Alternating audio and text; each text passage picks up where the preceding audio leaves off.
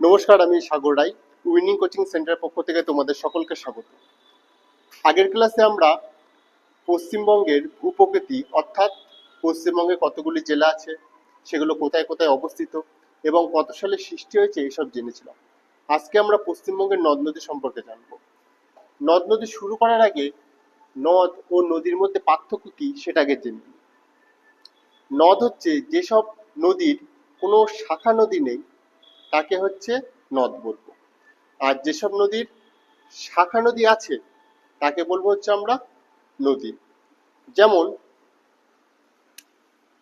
ধরুন এটা একটা নদী, এর শাখা নদী আছে।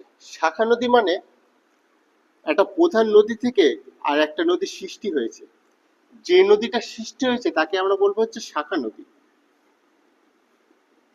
এবার অনেকের মনে প্রশ্ন আসে, তাহলে উপনদীটা কি?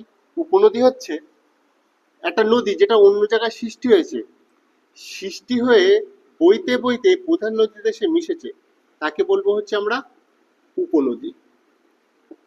এক কথায় যেসব নদীর অন্য একটা নদীর জন্ম দেওয়ার ক্ষমতা থাকে, মানে যেসব নদীর শাখা নদী আছে তাদেরকে আমরা বলবো হচ্ছে নদী।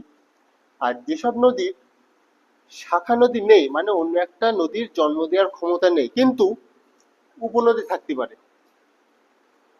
আর একটু ভালোভাবে বোঝানোর চেষ্টা করি, যেসব নদীর উপনদী এবং শাখা নদী দুটোই আছে তাকে আমরা বলবো হচ্ছে নদী। আর যেসব নদীর শাখা নদী নেই কিন্তু উপনদী থাকলেও থাকতে পারে তাকে আমরা বলবো হচ্ছে নদ। আশা করি নদ ও নদীর মধ্যে পার্থক্য ক্লিয়ার হয়েছে। তো পশ্চিমবঙ্গের কতগুলি নদী আছে, আমরা সির্ফ মেন মেন নদীগুলোই কভার করব। যেমন এদিক থেকে আমাদের গঙ্গা নদী আসছে, আস্তে আস্তে এই মুর্শিদাবাদের এখানে এসে দুখানা ভাগ হয়ে গেছে, এটা হচ্ছে গঙ্গা। এই মুর্শিদাবাদের এখানে এসে যখন দুখানা ভাগ হয়ে গেছে, যেটা দক্ষিণ দিকে বয়ে গেছে তার নাম হচ্ছে হুগলি।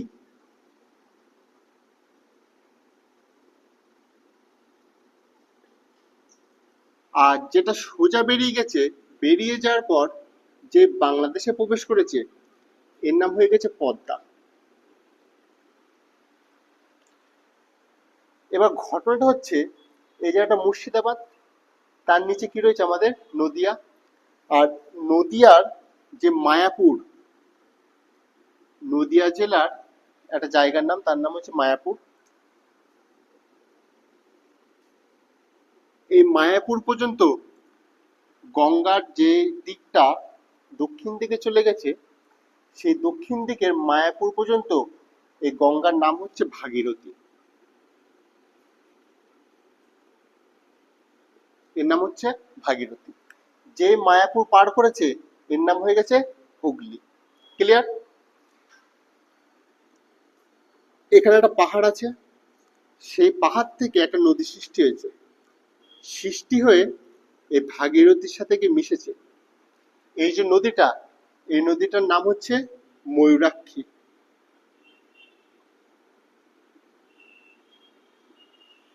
এই নদীর নাম হচ্ছে ময়ূরাক্ষী। এই নদীর উপর দুখানা ব্যারেজ আছে।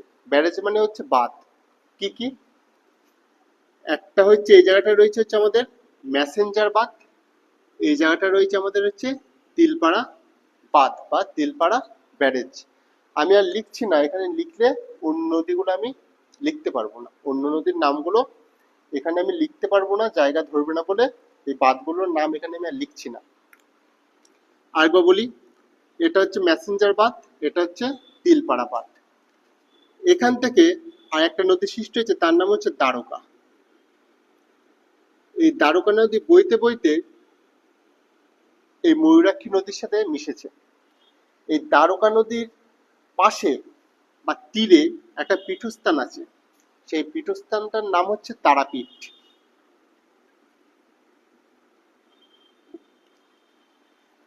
ক্লিয়ার? এবার ময়ূরাক্ষীর ডান দিকে এখান থেকে একটা নদী সৃষ্টি হয়েছে, তার নাম হচ্ছে বক্রেশ্বর। এই নদীটা বইতে বইতে গিয়ে এই ময়ূরাক্ষীর সাথে মিশেছে। আচ্ছা, প্রথমে ময়ূরাক্ষীর দুখানা উপনদী, সেটা হচ্ছে দ্বারকা, একটা হচ্ছে বক্রেশ্বর। এরপরে আসি আমরা, এখান থেকে একটা নদী সৃষ্টি হয়েছে, তার নাম হচ্ছে অজয়। এগিয়ে মিশেছে হচ্ছে আমাদের হুগলিতে। দেখো, মায়াপুর পর্যন্ত কি ভাগীরথী, আর মায়াপুরের নিচে হচ্ছে আমাদের হুগলি। তাহলে অজয় নদী কোথায় গিয়ে মিশেছে? হুগলির সাথে গিয়ে মিশেছে। অজয়ের পরে এখান থেকে আরেকখানা নদী সৃষ্টি হয়েছে, সৃষ্টি হয়ে এও গিয়ে হুগলির সাথে মিশেছে। এই যে নদীটা, এর নাম হচ্ছে দামোদর। এই দামোদরের একটা উপনদী আছে, তার নাম হচ্ছে বরাকর।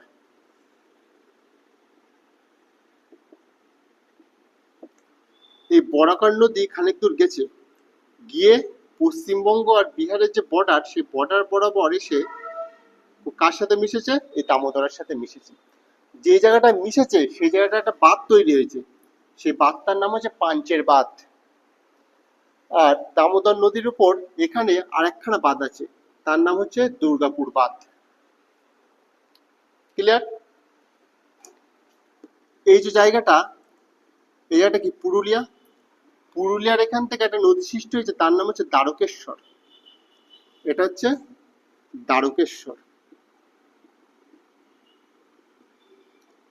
আচ্ছা, খানিক দূর গেছে, যার পর এখান থেকে আরেকখানা নদী সৃষ্টি হয়েছে, এর নাম হচ্ছে শিলাবতী। এদিক থেকে আসছে দ্বারকেশ্বর, এদিক থেকে যাচ্ছে শিলাবতী। এই দুটো নদী মিলিত হয়ে, এই দুটো নদী এক জায়গায় মিলিত হয়েছে।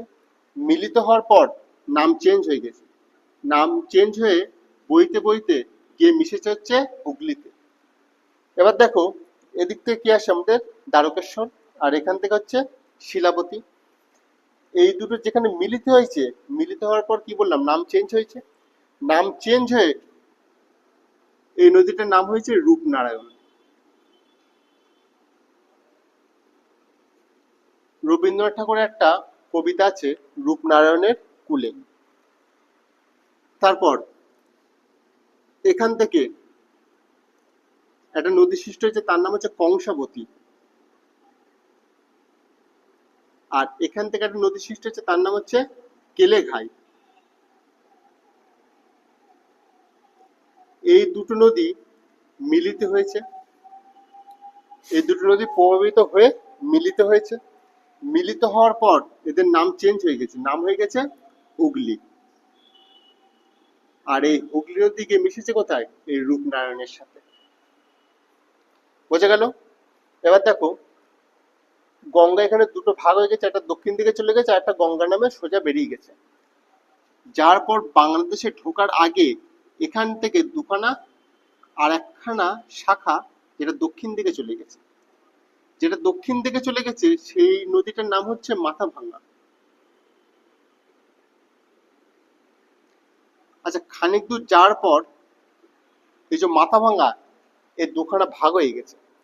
একটা ভাগ চলে এসেছে হুগলিতে, যেটা হুগলিতে এসে মিশেছে, তার নাম হচ্ছে চূর্ণী।